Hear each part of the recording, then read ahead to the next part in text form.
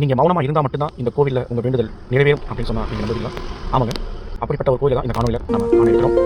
வாருங்கள், இது உங்கள் கிராமத்தின் சேனல். வாங்க காணொலி செல்லலாம். திண்டுக்கல் மாவட்டம் ரெட்டியார்புரம் வட்டம் ராமலிங்கம்பட்டி அப்படிங்கிற கிராமத்தில் அமைஞ்சிருக்கிறதா பாதாள செம்பு முருகன் கோவில். இந்த கோவிலில் தாங்க நீங்கள் அமைதியாகவும் மௌனமாகவும் இறைவனிடம் வேண்டுதல் வைக்கும்போது அது உடனடியாக நிறைவேறும் என்று மக்களால் நம்பப்படுகிறது. பசுமையான இயற்கை சூழல் கொண்ட இந்த இடத்துல பாதாள செம்பு முருகன் கோவில் அமைஞ்சிருக்கு. இதில் முருகப்பெருமான் செம்பு வடிவிலால் காட்சியளிக்கிறார். இந்த கோவிலில் எப்பொழுதுமே பொது தரிசனம், இலவச தரிசனமாக தான் இருக்குது. இறைவனை பிரார்த்திக்கிறதுக்கு எந்த விதமான கட்டணமும் இவங்க வசூலிக்கிறதில்லை.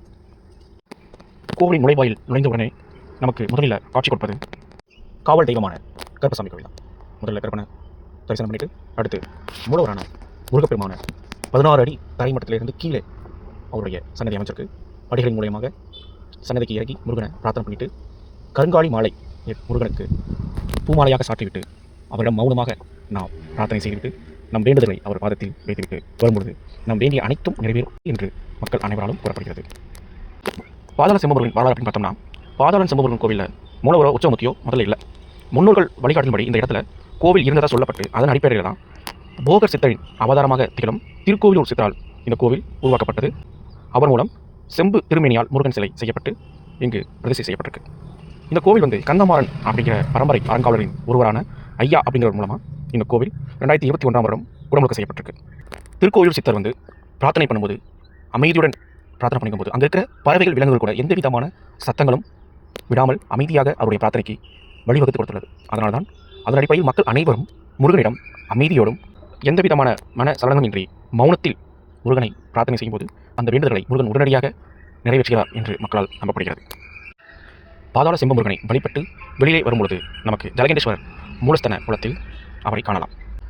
ஜலகண்டேஸ்வரருக்கு நெய் தீபங்கள் ஏற்றும் வழக்கமும் இங்கு உள்ளன. பாதாள செம்பு முருகனை வழிபடுவதால் உடல் ஆரோக்கியம், கல்வி, வேலை, திருமணம், வீடு நிலம் சம்பந்தப்பட்ட அனைத்து பிரச்சனைகளிலிருந்தும் விடுபடுவதாக நம்பப்படுகிறது. மேலும் பாதாள செம்பு முருகனுக்கு நாம் கருங்காலி மாலை அணிவித்து வழிபடும் பொழுது முருகன் உடனடியாக நமது வேண்டுதலை நிறைவேற்றுகிறார் என்று மக்களால் அனைவராலும் நம்பப்படுகிறது. ஆலயத்தின் உள்ளே முருகனை தரிசனம் செய்துவிட்டு லட்டு பிரசாதமாக தரப்படுகிறது. கருங்காலி மாலையும் இங்கு விற்பனை செய்யப்படுகிறது. இத்திருக்கோவிலை கடந்த 11 தலைமுறையினர் வழிபட்டு பராமரித்து முருகனுக்கு சேவை செய்து வந்துள்ளனர். திருக்கோவிலின் உள்ளே கவியரசர் கண்ணதாசன் நூலகம் அமைய பெற்றுள்ளது. இளம் தலைமுறையினர் புத்தகங்களை படிக்கும் ஆர்வத்தை ஏற்படுத்த இந்த முயற்சி எடுக்கப்பட்டுள்ளது. பாதாள செம்பு முருகனை வழிபட வரும் அனைத்து இறை மக்களுக்கும் அன்னதான கூடம் அமைக்கப்பட்டுள்ளது.